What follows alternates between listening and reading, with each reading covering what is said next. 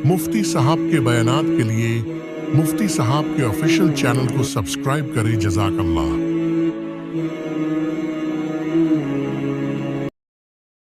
अस्सलामु अलैकुम वरहमतुल्लाहि वबरकातुहू। रोज़मर्रा इंसानों को बहुत सारे मसाइल दरपेश होते हैं।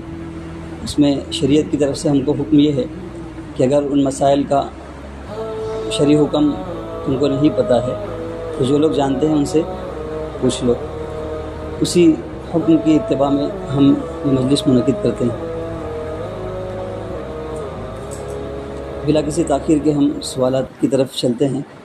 सबसे पहला सवाल ये है कि वज़ू के दौरान मसनूई हाथ या पाँव का क्या हुक्म है। यानी बसा औक़ात ऐसा होता है कि हाथ कट जाता है, पैर कट जाता है और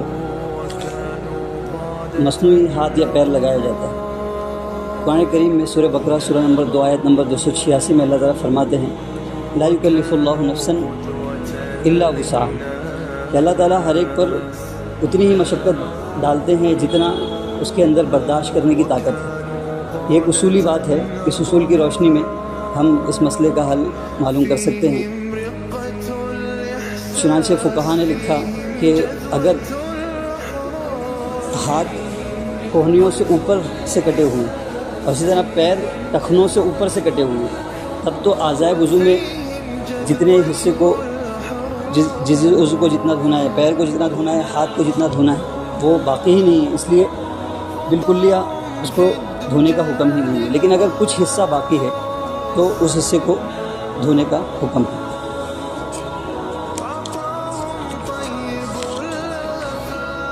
तो साहब, अगर कोई शख्स नापाकी की हालत में या बिना वज़ू के नमाज अदा कर ले जिस बात का उसे ख्याल ना हो तो क्या वो नमाज को पूरा अदा करे या फिर नमाज तोड़ सकता है और फिर अदा कर सकता है। नमाज़ पढ़ने के लिए जो कुछ शराइत हैं और कुछ अरकान हैं। उसमें शराइत में सबसे पहली और बुनियादी शर्त यही है कि हम पाक साफ़ हों, जहाँ पढ़ रहे हैं नमाज वो जगह भी पाक साफ़ हो। तो इसलिए पाकी ज़रूरी है नमाज को अदा करने के लिए। अगर किसी ने बेध्यानी में इस तौर पर कि उसको गुस्ल की हाजत थी, उसने नमाज़ पढ़ ली, या वज़ू की हाजत थी, वज़ू टूटा हुआ था, उसको वज़ू बनाना था, उसने नमाज़ शुरू कर दी। अगर दौरान नमाज उसको याद आ गया तो वो नमाज़ शुरू ही नहीं हुई थी, इसलिए फ़ौरन उसको तोड़ देगा और वज़ू कर कर या गुस्ल कर कर नमाज अदा कर लेगा। लेकिन अगर नमाज अदा कर ली है तो उस सूरत में भी यही हुक्म है कि वो नमाज चूँकि हुई नहीं है, इसलिए जब उसको याद आ जाए कि मेरा गुस्ल नहीं था या वज़ू नहीं था तो उस वक्त वो अगर गुस्ल और वज़ू कर चुका है तो उसको नमाज को दोहरा लेगा, उसका याद कर लेगा। अस्सलाम वालेकुम। साहब, सूद की रकम का मसरफ़ क्या है। सूद की रकम के बारे में फुक़हा ये बयान फरमाते हैं सूद को अल्लाह ताला ने हराम करार दिया है और इसका हुक्म आमतन जो सूद हम सबको मिलता है वो बैंकों से मिलता है। वैसे हराम माल जो हमारे पास आ जाए उसका हुक्म शरई एतबार से ये है कि जहाँ से वो हराम माल हमको पहुँचा है हम वो हराम माल उसका जो मालिक है उसी तक पहुँचा दें। लेकिन अगर ऐसा है कि उसके मालिक तक पहुँचना हमारे लिए मुमकिन नहीं है, मुताज़्ज़र है, मुश्किल है, दुश्वार है, जैसे बैंकों में होता है कि बैंक मुख्तलिफ़ लोगों के पैसे लेती है। अब वो क्या पता किसके पैसे हमको उसने दिए हैं। हमको अगर उसने 100 रुपया दिया है तो न जाने कितने लोगों का उसमें हिस्सा होगा। तो ऐसे में हुक्म ये है कि बिला नीयत सवाब छुटकारा पाने की नीयत से इसको खर्च कर दे। और इसका मसरफ़ वही है जो ज़कात फ़ित्री की रकम का मसरफ़ है, यानी गरीबों की मदद हम इससे कर सकते हैं। अलबत्ता इससे दीनी काम न किए जाए, मस्जिदों की तामीर है, इसी तरह और भी दूसरे जो दीनी काम हैं, उसके बजाय वो गरीबों को के काम आए ये बेहतर है। या फिर ऐसी कोई चीज़ उससे बनाई जाए या उस ऐसी चीज़ में उसको इस्तेमाल किया जाए जिसका नफ़ा आम हो, जैसे पानी की टंकी कहीं लगवा दी या पुल बनवा दिया या रास्ता कहीं टूटा हुआ था उसकी मरम्मत करवा दी, तो सब लोग उसको इस्तेमाल करते हैं। तो ये मसारिफ़ हैं सूद की रकम के।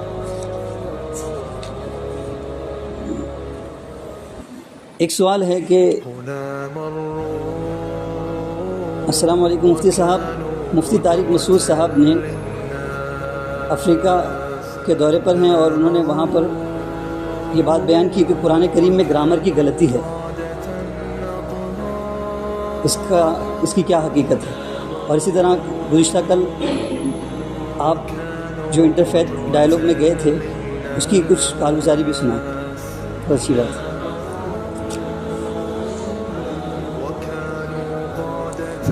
دیکھیے، سب سے پہلی بات تو یہ سمجھیے کہ قرآن کریم کے بارے میں اللہ تعالیٰ فرماتے ہیں سورہ ہجر سورہ نمبر 14 آیت نمبر 9 میں، اِنَّا نَحْنُ نَزَّلْنَا الذِّكْرَ وَإِنَّا لَهُ لَحَافِظُونَ، ہم ہی نے اس کو نازل کیا ہے اور ہم ہی اس کی حفاظت کریں گے۔ اس کی حفاظت کا ذمہ اللہ نے لیا ہے، اس کا صرف لفظ نہیں، حرف نہیں، اس کے نقطے تک محفوظ ہے، کوئی اس میں رد و بدل نہیں کر سکتا۔ تو مفتی طارق مسعود صاحب نے جو یہ بات کہی ہے وہ علمی اور تاریخی اعتبار سے صحیح نہیں ہے۔ ایسا ہو ہی نہیں سکتا کہ قرآن کریم میں غلطی ہو۔ اچھا، گرامر جس کو وہ بیان کر رہے ہیں کہ گرامر کی غلطی، تو گرامر کس کو کہتے ہیں عربی زبان میں؟ علم نحو اور علم صرف کو۔ اور علم نحو اور علم صرف کی ابتدا کہاں سے ہوئی؟ آپ اگر اس کو تلاش کریں گے تو حضرت علی کے شاگردوں میں کوئی ملتا ہے، ابو الاسد دوئلی نام کے ایک شخص ہیں تابعی، حضرت علی کے حکم سے انہوں نے علم نحو کے قواعد کو اور علم صرف کے قواعد کو غالباً مرتب کیا۔ اور کہاں سے کیا؟ قرآن سے کیا۔ تو قرآن جو ہے وہ مطبوع ہے، علم نحو اور علم صرف تابع ہے۔ تابع میں کوئی پرابلم پیدا ہو جائے تو مطبوع میں بھی وہ پرابلم ہو، یہ ضروری نہیں ہے۔ مطبوع تابع تو مطبوع کا محتاج ہے ہر اعتبار سے، لیکن مطبوع جو ہے وہ تابع کا محتاج نہیں ہے۔ تو اس لیے قرآن کریم جب سورس آف یہ علم جو علم نحو علم صرف ہے اس کا سورس ہے، تو ہم یہ کیسے کہہ سکتے ہیں کہ اس میں گرامر کی غلطی ہے؟ اور اس کی سب سے بڑی علامت یہ ہے کہ قرآن کریم جس وقت نازل ہوا تھا اس زمانے میں قرآن کریم نے اپنے آپ کو اس اعتبار سے معجزہ پیش کیا تھا کہ اس کی فصاحت و بلاغت بہت اعلیٰ معیار کی ہے۔ اور اس کی وجہ یہ تھی کہ اللہ تعالیٰ نے یہ انتظام کیا ہے کہ ہر نبی کو وہ معجزہ دیا ہے جو معجزہ اس کے زمانے سے بہت ریلیونٹ تھا۔ حضرت عیسیٰ کے زمانے میں طب کا زور تھا، حضرت موسیٰ کے زمانے میں جادو کا زور تھا، تو اسی لائن کے معجزات دیے تاکہ لوگ زیادہ اٹریکٹ ہوں۔ حضور کے زمانے میں زبان دانی کا دعویٰ تھا، فصاحت و بلاغت کا، تو اس لیے آپ کو قرآن کا معجزہ دیا گیا۔ لیکن قرآن میں ایک معجزہ نہیں ہے بلکہ معجزات کا خزانہ ہے، چونکہ یہ قیامت تک باقی رہے گا، اس لیے اللہ تعالیٰ نے اس میں عجیب خزانے رکھے ہیں۔ اس کا مختصر سا تذکرہ ہم نے تفسیر کی مجالس میں بھی کئی مجالس میں کیا، آپ کے علم میں وہ بات بھی آئی ہوگی۔ تو اچھا، انہوں نے جو مقام پر مطلب جو مثال پیش کی ہے وہ ہے لنصفعا بالناصیہ۔ یہ لکھا ہوا کیسا ہے پتہ ہے آپ کو؟ لنصفعا، عین الف دو زبر، ان، لنصفعا لکھا ہے، اور یہ گرامیٹیکلی اعتبار سے فعل ہے۔ اور علامات فعل جو نحو کے ماہرین نے لکھی ہے اس میں تنوین کا کہیں تذکرہ ہی نہیں ہے، دو زبر کا، دو زیر دو پیش کا۔ یہ تو علامات اسم میں سے ہے، یعنی اگر کسی بھی لفظ پر دو زبر دو زیر یا دو پیش آ رہا ہے تو یہ علامت ہے کہ وہ اسم ہے، فعل نہیں ہے۔ اور لنصفان یہ فعل ہے، تو اس پر دو زبر کیسے آ گیا؟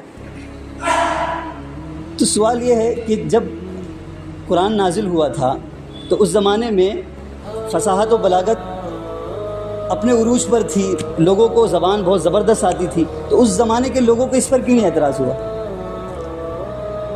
پتہ چلا کہ یہ فصاحت و بلاغت کے اعتبار سے بالکل ٹھیک ہے۔ اور آپ اگر کتابیں کھنگالیں گے تو اس میں کشاف کو پڑھیے آپ، علامہ زمخشری رحمۃ اللہ علیہ، انہوں نے لغت پر بہت زبردست اپنی تفسیر میں زیادہ فوکس اس پر کیا ہے کہ قرآن میں جو لفظ اللہ تعالیٰ نے اختیار کیا تو وہ کیوں کیا، اس کی بلاغت کیا ہے، اس میں کیا فصاحت ہے، وغیرہ وغیرہ۔ تو اس لیے، اور اس کی تعویل یہ کی ہے کہ یہ لنصفعا جو ہے دراصل یہ ہے نون ساکن، اور یہ پورا سیگا جو ہے نا یہ لام تاکید با نون تاکید ہے۔ یعنی عربی زبان میں ایسا ہوتا ہے کہ جب ہم کسی بات میں تاکید پیدا کرنا چاہتے ہیں تو اس لفظ کے شروع میں لام زبر اور آخر میں نون لگا دیتے ہیں۔ اب یہ نون دو طرح کے ہوتے ہیں، نون ثقیلہ اور نون خفیفہ۔ نون ثقیلہ کہتے ہیں مشدد نون کو لنصفعن جیسے کہ مثال کے طور پر لنذهبن بھی کا بہت ساری جگہ آیا ہے، تو یہ نون جو مشدد ہے اس کو نون ثقیلہ کہتے ہیں، اور نون خفیفہ جس میں تشدید نہ ہو بلکہ وہ سکون ہو. تو یہ جو دو زبر کی تنوین ہے یہ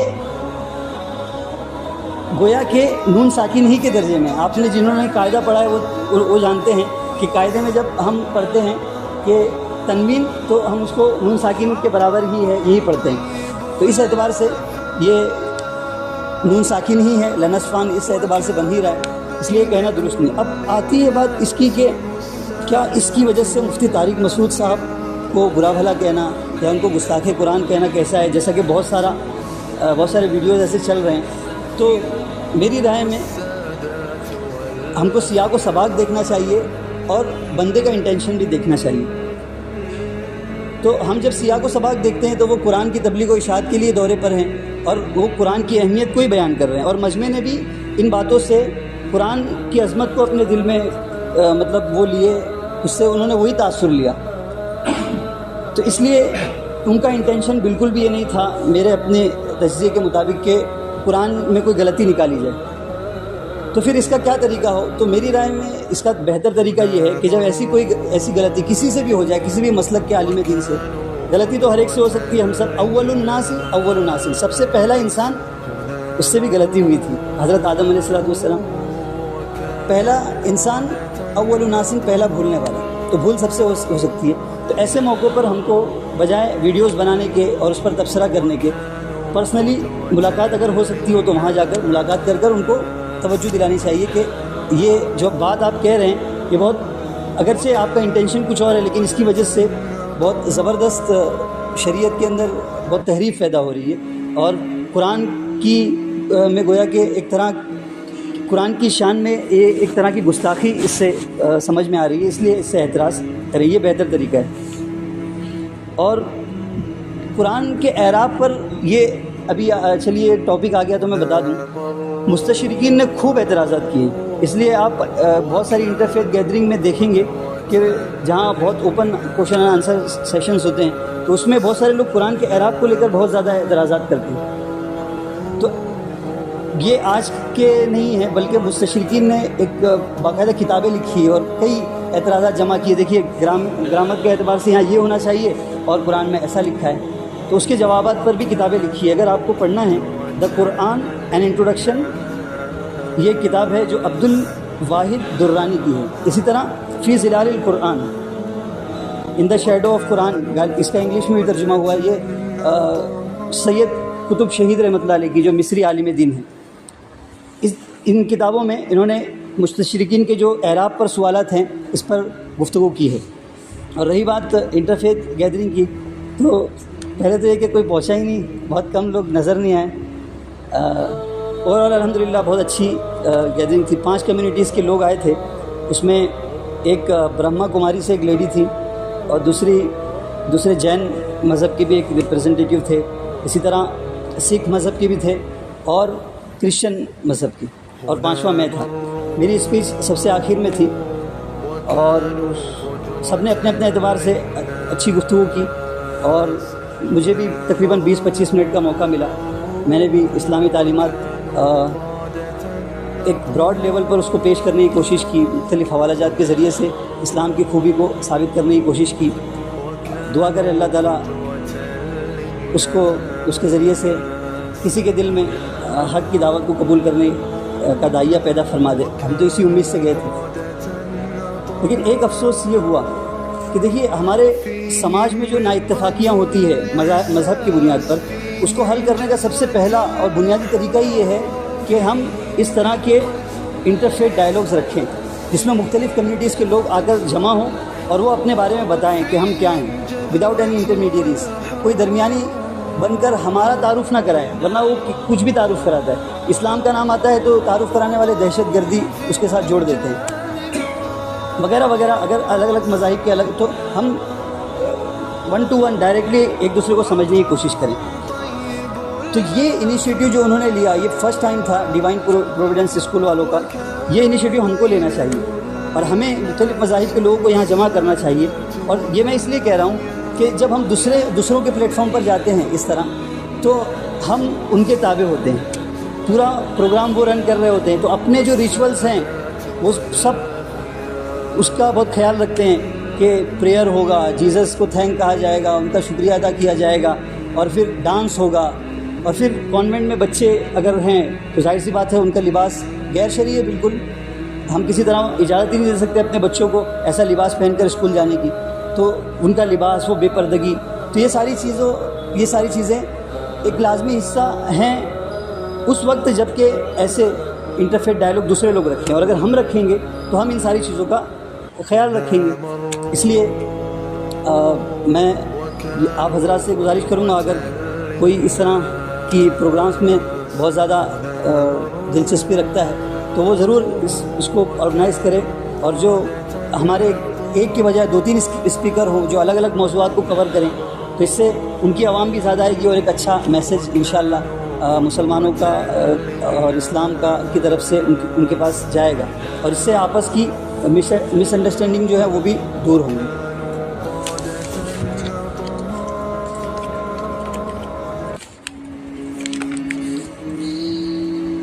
مفتی صاحب، کالج میں دوسری لڑکی یا پھر عورتوں کے ساتھ بات یا کچھ پڑھائی وغیرہ کے سلسلے میں کام کرنا پڑتا ہے، یا پھر کیوں کوئی پروجیکٹ کرنا پڑتا ہے، تو کیا یہ جائز ہے؟ قرآن کریم سورہ نور سورہ نمبر 24 آیت نمبر 30 میں اللہ تعالیٰ فرماتے ہیں کل للمؤمنین یغضوا من ابصارہم ویحفظوا فروجہم، کہ مومنوں کو یہ حکم ہے کہ اپنی نگاہوں کو نیچا رکھیں، اور مومنات کو بھی یہ حکم ہے کہ اپنی نگاہوں کو نیچا رکھیں. تو اسلام کا یہ بنیادی حکم ہے کہ ہم عورتوں کے ساتھ اپنا میل جول نہ رکھیں، اور عورتیں اور مرد ایک جگہ جمع ہوں. ان کی مثال ایسی ہے جیسے پیٹرول اور چنگاری ایک جگہ جمع ہو. آپ بولے میں بہت احتیاط سے ان دونوں کو رکھوں گا، لیکن کیا اس احتیاط کے باوجود آگ سے ہم امن میں ہیں؟ آگ کبھی بھی لگ سکتی ہے. بلکہ بعض بزرگان دین کے بارے میں تو یوں سنا کہ وہ یوں کہتے ہیں، غالباً حسن بصری کا ہی قول ہے کہ اگر رابعہ بصریہ اور حسن بصری بھی ایک جگہ جمع ہوں تو شیطان کو ان سے بھی کچھ امید ہو جائے گی. تو ہما اور شما کا کیا حال ہے؟ اس لیے سب سے پہلا اسٹیپ تو یہی ہے کہ ہم لوگ کو ایجوکیشن کی لعنت کو اپنے سماج سے دور کریں اللہ کے واسطے، اور اس کو بھی دین کا ایک اہم اور بڑا کام سمجھیں. ہمارے پاس پیسہ ہے، ہم بہت سارے بزنس کرتے ہیں، تو اسکول بزنس میں آئے، ایجوکیشن بزنس میں آئے نا ہم. کیا اس میں کم پیسہ ہے؟ بہت پیسہ ہے. ہم تھوڑا سا اگر 2-4 لوگ مالدار لوگ مل کر ایک اچھا بہت عالی شان معیاری اسکول اگر قائم کر دے تو ایجوکیشن مطلب پیسے کے پیسے بھی ملیں گے، اور ہماری قوم کے ایمان اور اعتقاد کی حفاظت بھی ہوگی. ورنہ ہم کو مجبوراً ایسے اسکولوں میں اپنے بچوں کو بھیجنا. اور میں پورا جتنی دیر وہاں بیٹھا تھا میں یہ سوچ رہا تھا کہ یہاں اگر مسلمان بچے پڑھتے ہوں گے. اصل میں مجھے ایک پرنسپل تھی، وہ بھی ملی تھی، وہ بتا رہی تھی کہ میری بچی یہیں پڑھتی تھی. تو میں سوچ رہا تھا کہ جتنے مسلمان بچے یہاں پڑھتے ہوں گے تو وہ تعلیم تو حاصل کر رہے ہوں گے، لیکن ساتھ ساتھ وہ 10 سال جب یہاں سے گزار کر جاتے ہوں گے اپنے گھروں پر، تو کیا پتہ ان کا ایمان محفوظ رہتا ہوگا کہ نہیں. مجھے تو نہیں لگتا. 40 دن ایک بندہ لگا کے آتا ہے، میچورڈ بندہ، تو اس کی زبان بدل جاتی ہے، اس کے چلنے کا اسٹائل بدل جاتا ہے. تو یہ را مٹیریل جو پانی کی طرح ہے، جس کو آپ گلاس میں ڈالیں گے تو گلاس کی شکل اختیار کر لے گا، کپ میں ڈالیں گے تو کپ کی شکل اختیار کر لے گا. تو یہ 10 سال لگائے گا تو کیا وہ کفر سے محبت اس کے دل میں پیدا نہیں ہو جائے گی؟ اسلام کی نفرت نہیں پیدا ہو جائے گی؟ ضرور ہو جائے گی. تو اس لیے پہلا اسٹیپ تو یہی ہے. دوسرا یہ کہ اگر ایسی کوئی ضرورت پیشی آ جائے، پہلے تو ہم کو بہت زیادہ احتیاطی کرنا ہے. اور مجھے نہیں لگتا کہ یہ سوال پوچھنا اور یہ کوئی بہت مینڈیٹری رہتا ہے کہ اب ہم باقاعدہ لڑکی سے ہی پوچھیں اور ان کے ساتھ ہی ہماری گروپ مرجنگ ہوتی ہے. ایسا نہیں ہے. ہم لوگ اس کو سیپریٹ بھی کر سکتے ہیں. اگر کہا گیا تو ہم اپنے ٹیچرس سے بھی کہہ سکتے ہیں کہ نہیں، ہم بوائز ہی آپس میں مل کر یہ کریں گے. تو جہاں تک ہو سکے احتیاطی کرنا چاہیے. لیکن اگر کوئی ایسی ضرورت پیش آ ہی جائے تو بس ضرورت کے بقدر، اور وہ اللہ جانتا ہے، اس کا فیصلہ کوئی تیسرا آدمی نہیں کرے گا، آپ اور اللہ کریں گے. اس لیے جتنی ضرورت ہے اتنا کریے. اور بہت سارے لوگ بولتے ہیں ہم لوگ مفتی صاحب بہت جسٹ بس فرینڈلی، مطلب ہمارا کوئی دوسرا پرپز نہیں، ہم بس فرینڈشپ کے حساب سے ہی آپس میں بات کرتے ہیں. ٹھیک ہے، تو کیا ہم لوگ اس بات کی اجازت دے سکتے ہیں کہ ہماری بیٹی یا ہماری بہن، اس سے کوئی بندہ یہ کہے، کوئی تھرڈ پرسن، کہ بھائی میں آپ کی بہن سے، آپ کی بیٹی سے صرف فرینڈشپ رکھنا چاہتا ہوں تو ہم اس کی اجازت دے سکتے ہیں؟ اس کو ہرگز نہیں دے سکتے. ہماری فطرت ہی اس کو منع کرے گی. تو اس سے پتہ چلا کہ یہ فطرت کے خلاف کام ہے. یہ فرینڈشپ پر اس کی ابتدا ہوگی اور اس کا انجام نہ جانے کیا ہوگا. اللہ ہم سب کی اس سے حفاظت کرے.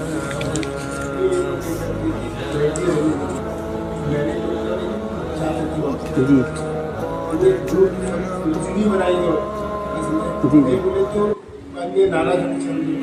بچے لوگ ڈرتے کیونکہ انٹرنل مارکس ہوتے ہیں نا, اس کے لیے وہ کتنا جو نہیں ایسے جو پروجیکٹس ہوتے ہیں جس پر ورک کرنا ہوتا ہے. ہاں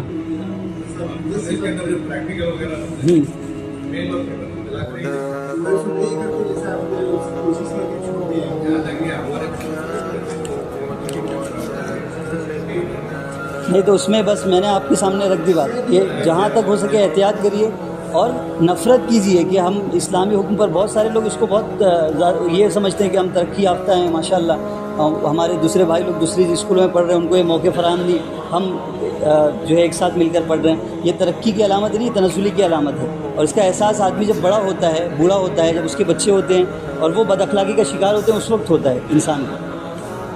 کیا ڈراپ شپنگ جائز ہے؟ اس سے پہلے بھی سوال آیا تھا ای کامرس کے بارے میں, تو میں نے بتایا تھا کہ ابو داؤد کی روایت ہے, حضور پاک صلی اللہ علیہ وسلم نے فرمایا کہ انسان کے لیے ایسی چیز کو فروغ کرنا بالکل بھی جائز نہیں ہے جو اس کے قبضے میں نہ ہو. اگر ڈراپ شپنگ میں کسی بھی طرح آپ اس مال کے مالک بن جاتے ہیں, جیسے آپ کسی بھی کمپنی کا مال ہوتا ہے, اس میں یہ ہوتا ہے نا کہ ہم اپنے کسٹمرز کو یا اپنی ویب سائٹ پر وہ مال لگاتے ہیں, ہمارا 1 روپیہ بھی خرچہ نہیں ہوتا. کسٹمر ہماری ویب سائٹ سے یا ہمارے تھرو وہ پروڈکٹ بائی کرتا ہے, ہم وہاں جاتے ہیں, اس کو بولتے ہیں کہ فلانے کو بیچ دو, اور ہم 20 کا کمیشن لے لیتے ہیں. تو وہ پروڈکٹ ہمارے زمان میں اگر آتا ہے, ہمارے قبضے میں آتا ہے, تب تو ہم اس کو آگے بیچ سکتے ہیں. اس کی ایک شکل یہ بھی ہو سکتی ہے کہ آپ اس بندے کو اپنا وکیل بنا دیں اور وہ آپ کی طرف سے قبضہ کرے. لیکن یہ بات ہونی چاہیے بہت جو واسٹ لیول پر, جیسے امیزون وغیرہ کے اندر میں نے سنا ہے کہ آپ کو اس کی اجازت نہیں ہوتی کہ آپ باقاعدہ امیزون سے بات کر سکیں کہ آپ میرے وکیل بنو. آپ وہ ڈائریکٹ آپ کو کمیشن دیتا ہے. تو ایسے اگر آپ کے قبضے میں, آپ کے رسک میں وہ کسی بھی طرح نہیں آ رہی نا, تو ڈائریکٹلی نہ وہ وکیل بن کر قبضہ کر رہا ہے, تو پھر درست نہیں ہے. لیکن اگر کسی بھی طرح قبضے میں وہ آ جاتی ہے تو اجازت ہے اس کی.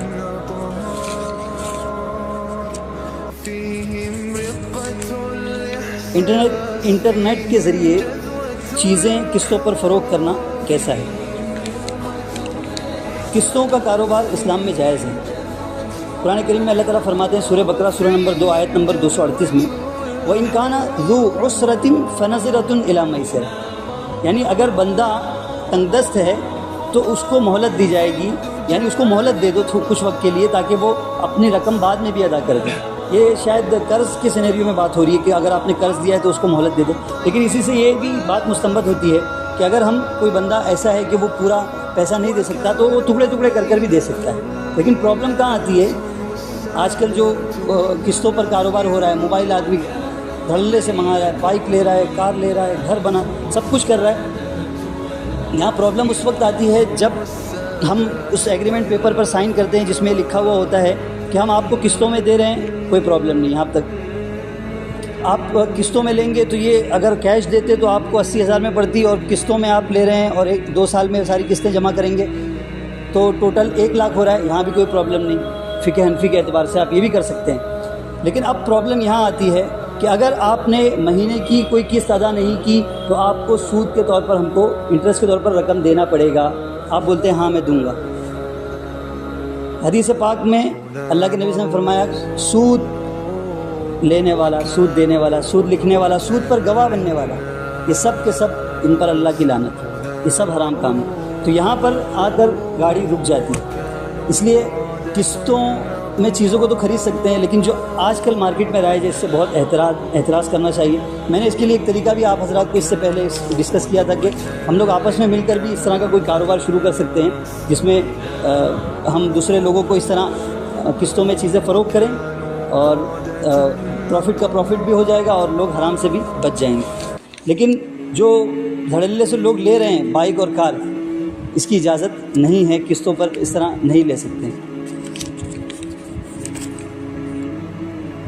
اچھا, خریدنے والوں کا بیچنے والوں کا مسئلہ تھوڑا سا ڈیفرنٹ ہے.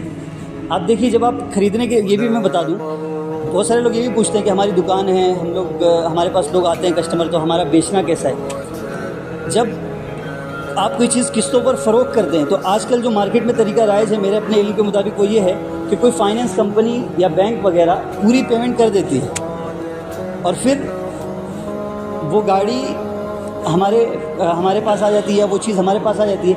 اب ہم بینک کو یا فائنینس کمپنی کو مہینے کی قسطیں ادا کرتے ہیں, تو اس کا تو کوئی پرابلم نہیں, اس نے تو کیش میں ہی کیا, اس نے نہ سود ہے لینا ہے نہ دینا ہے, اس کا تو کوئی مسئلہ نہیں. مسئلہ یہاں خریدنے والے کا ہے, یہاں پرابلم ہوتی ہے. جی جی جی جی جی جی العبرۃ بالمعانی لا بالالفاظ. عقود میں یعنی جو معاملات ہوتے ہیں, شریعت کا قاعدہ یہ ہے کہ اس میں اعتبار معانی کا ہوتا ہے, مقاصد کا ہوتا ہے, الفاظ کا نہیں ہوتا. لفظ آپ کچھ بھی بول دیں لیکن مقصد کچھ اور ہے تو وہ مقصد کا اعتبار ہوگا, لفظ کا اعتبار نہیں ہوگا. اب آپ لکھ دیں کہ 0% انٹرسٹ, لیکن آپ کہیں کہ اگر مہینے میں آپ نے اپنی 1500 روپے کی قسط ادا نہیں کی تو آپ کو 300 روپے پینلٹی لگے گی.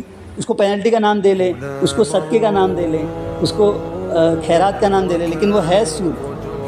تو اعتبار معنی کا ہے, الفاظ کا نہیں ہے. بینک میں رکھے ہوئے پیسے پر زکوٰۃ کیسے نکالیں؟ جیسے سب پیسوں کی زکوٰۃ نکالتے ہیں ویسے بینک کے پیسوں کی زکوٰۃ ہے. 2.5% نکالنا ہے اور سال اس پر گزر جائے, اور سال گزرنے کا مطلب پرٹیکولر اس مال پر سال گزرنا ضروری نہیں. ہم اگر صاحب نصاب بن گئے ہیں, یعنی ہمارے پاس 60,000 70,000 کی رقم ہماری ضروریات سے زیادہ آ گئی ہے, تو اب مثال کے طور پر ہم 12 ربیع الاول, 15 ربیع الاول, 10 شوال کو مثال کے طور پر مالدار بنے تھے, ہم کو معلوم ہے, یا ہم کو معلوم نہیں تھا, ہم نے کوئی عربی تاریخ طے کر لی کہ 10 رمضان کو ہم زکوٰۃ ادا کریں گے. تو اب 10 رمضان کو اگر آپ مالدار ہیں, یعنی مالدار سے مراد 70,000 80,000 سے زیادہ کا مال, ضرورت اصلیہ سے زائد اتنی رقم آپ کے پاس موجود ہے, تو اب سب کا آپ حساب لگائیں گے. بینک کا پیسہ جو ہے اس کا بھی, بسی میں جو پیسے آپ نے جمع کر دیے اس کا بھی, جس کو آپ نے قرض دیا ہے اس کا بھی, جو اور رقم آپ کو آنے والی ہے اور اس کا آنا یقینی ہے اس کا بھی, اور پھر جو چیزیں جانے والی ہے اس کو مائنس بھی کریں گے. آپ جو چیزیں واجب الادا ہو چکی ہیں, جیسے مثال کے طور پر لائٹ کا بل آ چکا ہے, آپ کو دینا ہے. راشن آپ لے کر گھر پر آ چکے ہیں, اس کا بل دینا ہے. اسی طریقے سے رینٹ کا وقت گزر چکا ہے, گھر کا رینٹ دینا ہے. تو اب یہ سب چیزیں مائنس بھی کریں گے اس تاریخ کو, اور جو ٹوٹل آئے گا اس ٹوٹل کی 2.5% زکوٰۃ نکال دیں گے. اور یہ بھی اہتمام کریں, میں کیا پتہ میں ہم لوگ سمجھا نہیں پاتے ہیں کہ لوگ سمجھ نہیں پاتے ہیں. عربی تاریخ کا ضرور انتخاب کریں آپ, ورنہ زکوٰۃ ادا نہیں ہوگی. میں جو 12 ربیع الاول 10 رمضان کی کہہ رہا ہوں, یہ ایسی ہی نہیں کہہ رہا ہوں میں, یہ پرٹیکولر ہم کو ایک تاریخ طے کرنا پڑے گا. اس تاریخ کو سال میں ایک مرتبہ بیٹھنا پڑے گا ہم کو, اور اپنی جتنی بھی چیزیں ہیں ان چیزوں کا حساب کر کر برابر پوری زکوٰۃ نکالیں. یہ ضروری نہیں کہ آپ وہی 10 ربیع الاول کو پوری زکوٰۃ بانٹ دیں. زکوٰۃ آپ سال بھر نکالتے رہیں, لیکن حساب آپ کا اس دن ہوگا. 2 لاکھ مثال کے طور پر زکوٰۃ نکلی, اب سال بھر میں آپ بانٹتے رہیے, کوئی مسئلہ نہیں. یا پہلے بھی اگر آپ زکوٰۃ دیتے رہے تو کاؤنٹ کرتے جائیے, ہاں میں نے 10,000 زکوٰۃ دے دی. اب جب آپ حساب کرنے بیٹھے تو مان لیجیے 5 لاکھ زکوٰۃ کی رقم نکلی, تو اب یہ 2 لاکھ جو پہلے دے چکے ہیں اس کو مائنس کر دیجیے, 3 لاکھ زکوٰۃ آپ کی باقی ہے. اب سال بھر میں آپ کبھی بھی دیجیے, کس کو بھی دیجیے, کتنا بھی دیجیے, لیکن حساب پرٹیکولر اسی دن ہوگا.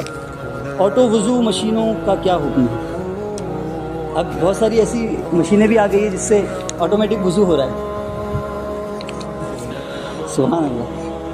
سورہ مائدہ سورہ نمبر 5 آیت نمبر 6 میں اللہ تعالیٰ فرماتے ہیں وَإِذَا قُمْتُمْ إِلَى الصَّلَاةِ فَاغْسِلُوا وُجُوهَكُمْ وَأَيْدِيَكُمْ إِلَى الْمَرَافِقِ وَامْسَحُوا بِرُؤُوسِكُمْ وَأَرْجُلَكُمْ إِلَى الْكَعْبَيْنِ, کہ جب تم نماز پڑھنے کا ارادہ کرو تو 4 کام کرو.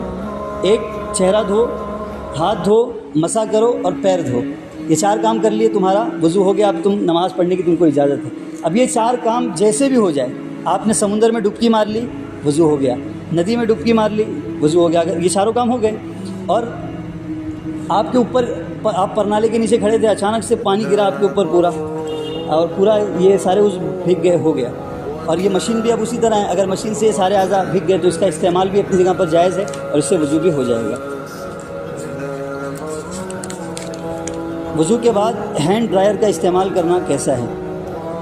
ابو داؤد شریف کی روایت حضرت عائشہ رضی اللہ عنہا فرماتی ہیں کہ حضور صلی اللہ علیہ وسلم وضو کرنے کے بعد اکثر اپنے اعضائے وضو کو خشک نہیں کرتے تھے, لیکن آپ نے اس سے منع بھی نہیں کیا ہے. اس لیے اس دونوں کی گنجائش ہے. آپ اگر خشک کرنا چاہیں تو بھی کر سکتے ہیں, نہیں کرنا چاہیں تو بھی کر سکتے ہیں.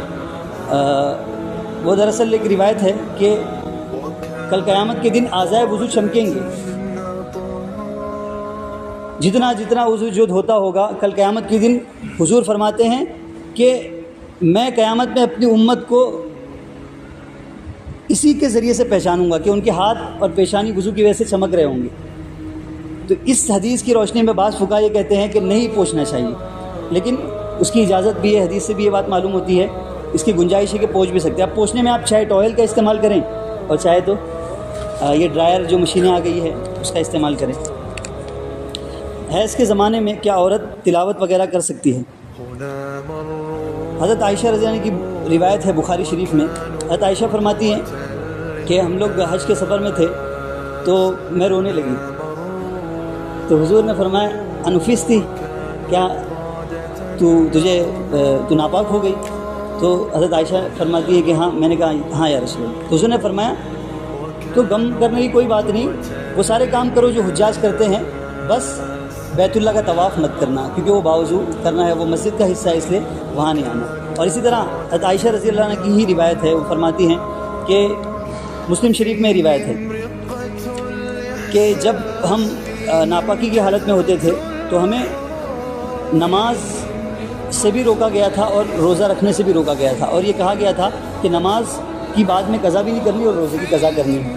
تو اس سے بنیادی طور پر یہ بات معلوم ہو جاتی ہے کہ حیض کے زمانے میں عورت عبادت مقصودہ نہیں کر سکتی، یعنی وہ عبادتیں جو باقاعدہ مقصود جیسے نماز ہے، تلاوت ہے، اس کو اجازت نہیں ہے. اس کے لیے جائز ہی نہیں کہ وہ قرآن کو ڈائریکٹ چھوئے یا نماز پڑھے یا تلاوت اپنی زبانی طور پر ہی تلاوت کرے. ان سب چیزوں سے اس کو اعتراض کرنا ہے. روزہ بھی نہیں رکھ سکتی ہے، یہ بھی عبادت ہے، اور نماز بھی نہیں پڑھے گی. لیکن بعد میں نماز کا اعادہ نہیں، روزے کا اعادہ، یعنی روزے کو دہرا لیں گے. اور دوسری بات یہ بھی بہت اہم ہے، یہاں بتلا دینا ضروری ہے کہ انسان کو جس چیز کی عادت ہوتی ہے تو وہ کام کرنا انسان کے لیے آسان ہوتا ہے. اب عورتوں کو ہر مہینے تقریباً یہ تکلیف اس سے گزرنا پڑتا ہے، اس کا سامنا کرنا پڑتا ہے، تو اس کی وجہ سے ان کا جو کنٹینیویشن ہے وہ بریک ہو جاتا ہے اس میں. تو اب بعد میں ان کو نماز پڑھنے تھوڑا اس سے مطلب ایک وہ ہو جاتا ہے گیپ ہونے کی وجہ سے. تو اس لیے فقہا نے یہ بھی لکھا ہے کہ بہتر یہ ہے کہ ہر نماز کے وقت میں وہ مصلی بچھائے، اور نماز میں جس طرح اپنا جو ہے دوپٹہ وغیرہ اوڑھتے ہیں، اہتمام کے ساتھ سارے بدن کو ڈھانپ کر وہ اتحیات میں بیٹھ جائے جس طرح بیٹھتے ہیں، اور پھر ذکر کر لے. ذکر کی اجازت ہے، ذکر کی گنجائش ہے. تو اس سے بہت ساری چیزوں پر ایک تو ہماری عادت بنی رہے گی، دوسرے نمبر پر بچوں کی تربیت بھی ہوگی. ورنہ بچے لوگ سوچتے ہیں کہ امی نماز کیوں نہیں پڑھ رہے ہیں، اور پھر بعض عورتیں بہت زیادہ حساس ہوتی ہیں تو ان کو تھوڑی شرم سی بھی آتی ہے کہ اگر کوئی ان کو ٹوک دے گی کیوں نماز نہیں پڑھ رہی ہو. تو یہ اس چیز سے بھی اس میں جو ہے خلاصی ہے. تو سوالات ہمارے مکمل ہوئے.